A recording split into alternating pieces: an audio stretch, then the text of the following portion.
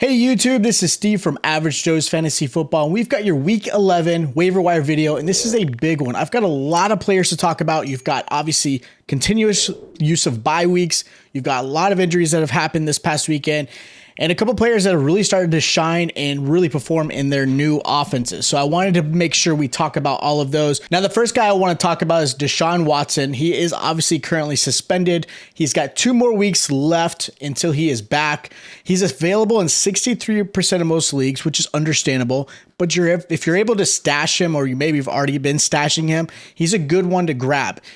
First game he comes back to is obviously his former team in Houston, and he's got some good games to help you guys in the playoffs.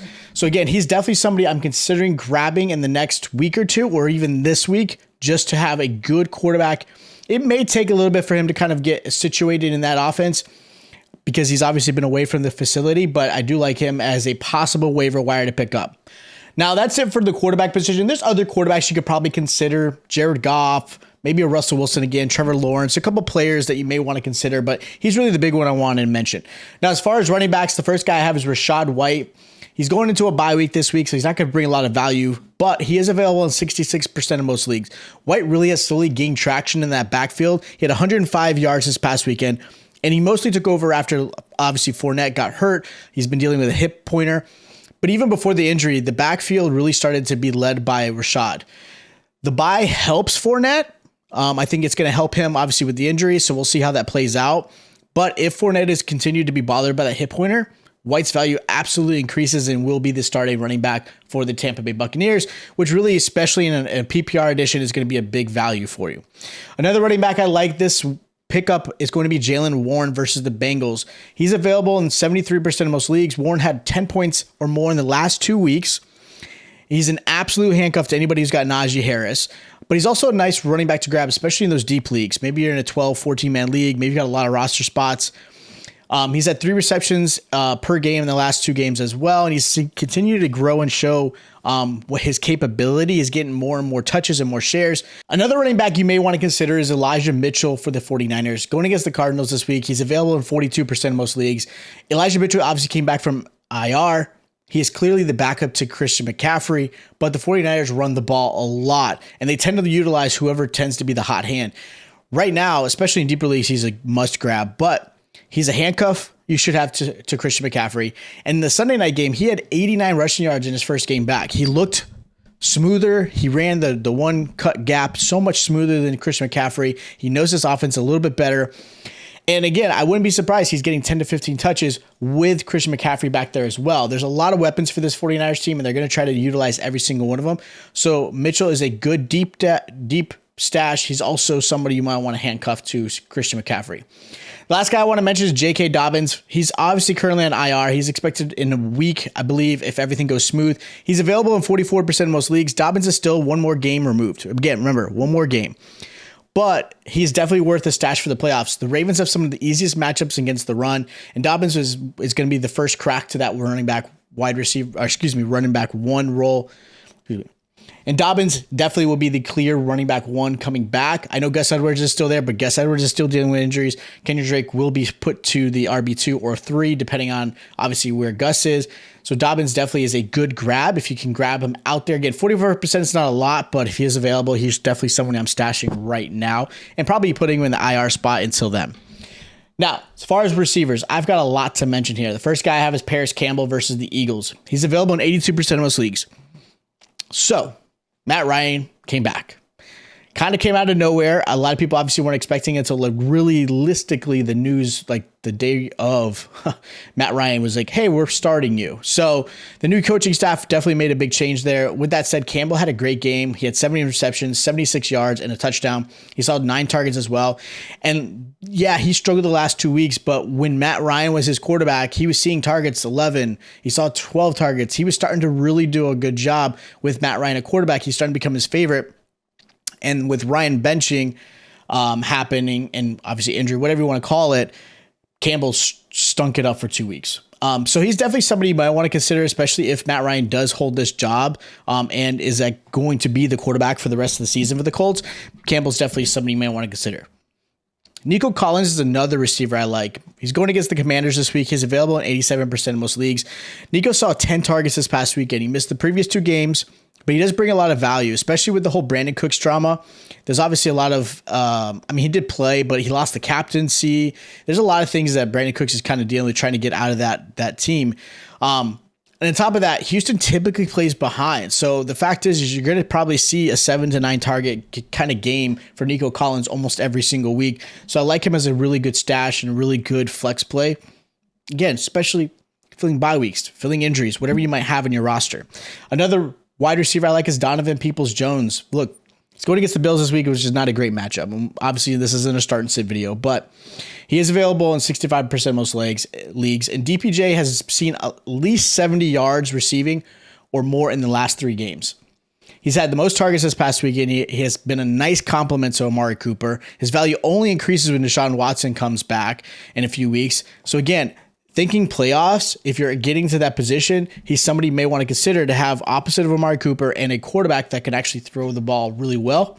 Sorry, Brissett, but this is going to be something that you may want to consider because he's definitely going to give you some value. Another receiver is George Pickens. He's still available and out there. He's available in 38% of most leagues. Pickens is such a big playmaker. He has great matchups coming up in the playoffs later on this season, so he's a good stash for sure. And again, typically Steelers are playing behind. The way this team is just built, they're not running the ball very well. They're playing catch up a lot of times. And realistically, Pickens has become the clear wide receiver 2 ever since Claypool got shipped and traded to the Chicago Bears. And I think, honestly, the rapport between Pickens and Pickett is just a little bit stronger than Deontay Johnson. Now, Deontay Johnson is getting the heavier amount of targets his way. So he's still the clear-cut wide receiver 1. But for whatever reason, that connection doesn't quite show up on the field like it does with Pickens. So I like Pickens a lot. He's, again, 38% available. He's definitely somebody you should be grabbing, especially looking at the playoffs the rest of the season. You want to consider those things because playoffs are going to be here in like 3 or 4 weeks. You got to start thinking about that stuff. Another receiver you think you should be considering is Allen Robinson. This is going to be solely based off of what happened to Cooper Kupp. Robinson's available in 38% of most leagues. Cooper Kupp did get hurt pretty badly.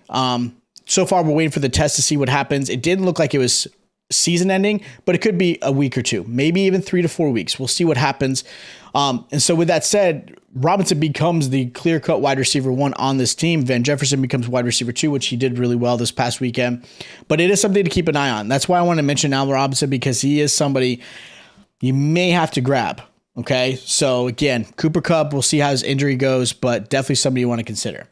Another receiver is Kadrius Toney versus the Chargers. He's available in 49% of most leagues. This may actually turn it into something for Kansas City and your fantasy team. His first game after a full week, a week and a half, I guess you would say, of practice, he had 19 points in fantasy, 33 rush yards, 57 receiving yards, plus a touchdown. They could use him as a gadget guy. Again, think Deebo Samuel. And the fact is he's got the speed and ability. You saw some of the moves he was able to bring. I really like this play. And then, unfortunately, Juju had a big concussion, pretty big hit on him. So we'll see what happens if he misses next week. There's a good chance he will. So Kadarius Toney's increased value happens realistically next week, and I think it could go any further. Now, the last guy I want to talk about as far as wide receiver is Christian Watson versus the Titans. He's available in 92% of most leagues. Now, Watson had a game of his young career. I mean, it's just a phenomenal game. He had 4 receptions, 170 yards, and 3 touchdowns. Now, this is obviously something that's not going to happen week to week. And this could just be a one and done type of thing during the rest of the season. But if you're in a deeper league, or if you're really hurting at wide receiver, Watson showed Rodgers the speed and ability and the big play ability that he's looking for in a receiving core. Does this fix things for the Green Bay Packers and Aaron Rodgers? Not necessarily. Does this prove that Christian Watson's a stud receiver? Not necessarily. But again, like I mentioned, if you're hurting at wide receiver, you're hurting at, and maybe if you're just a deep league, obviously Dynasty, he should be owned at this point. He's definitely somebody you might want to consider. Don't hold your breath on a big performance like he did, but he could be somebody you might want to really look into. Now, as far as tight ends, I've got 2 guys here. I've got Kmet versus the Falcons this week, available in 41% of most leagues. I've loved Cole Kmet coming into the season. He didn't perform to what I thought he was going to, unfortunately, but he's now starting to show up. Now, last 2 games, Kmet has had over 20 points and 4 touchdowns in each, and he has had over 20 points on average and 4 touchdowns. Fields has been on fire and has only helped Kmet become a top 5 tight end for sure. I believe, obviously, just like anything else, Kmet's going to go wherever Fields goes. They've got one more great matchup this week as far as, a defensive perspective goes. The Falcons are not great at it. So this could be another really good game for Fields and another really good game for Cole Kmet. So again, the fact that he's 41% available and most tight ends are horrible this season, he's definitely someone you should be stashing. Last tight end is Foster Moreau versus the Broncos. He's available in 84% of most leagues.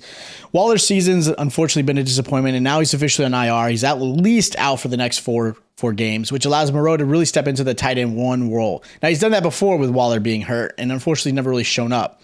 So be hesitant at that. He had a great game this past weekend. He had 43 yards and a touchdown. Will be more of a matchup-based tight end. Again, streaming, bye-week filler, something like that. Might be when you want to actually play Foster. I will say this, they do use the tight end position a lot in the passing game, and with Renfrow out as well on IR, the targets I do believe will increase to him. Not by much, maybe 2 to 3, which is a significant amount. So I do like Foster as a potential, again, matchup or bye-week filler. So those are my week 11 waiver wire video. There's a lot I talked about. There were a lot of players here. Again, there's a lot you could possibly grab. Playoffs are here in about 3 weeks or so. So you really want to start planning for that as well. Start dropping players that absolutely have no value to you and start adding some value players, some handcuff players. Those are things you need to start thinking about when it comes to the next few weeks and in the playoffs. If you guys did enjoy the content, make sure you hit the subscribe button and that notification bell is on. Of course, if you hit the like button, it's greatly appreciated. You guys have been a fantastic community. You guys are amazing. And thank you guys so much. If you guys do have questions who you should drop or pick up, or maybe you still have your trade deadline coming up and you have some trade questions, hit us up in the comments down below. Make sure you enjoy that Monday night game. Stay tuned to our start and sit videos, and I'll check you guys out next time.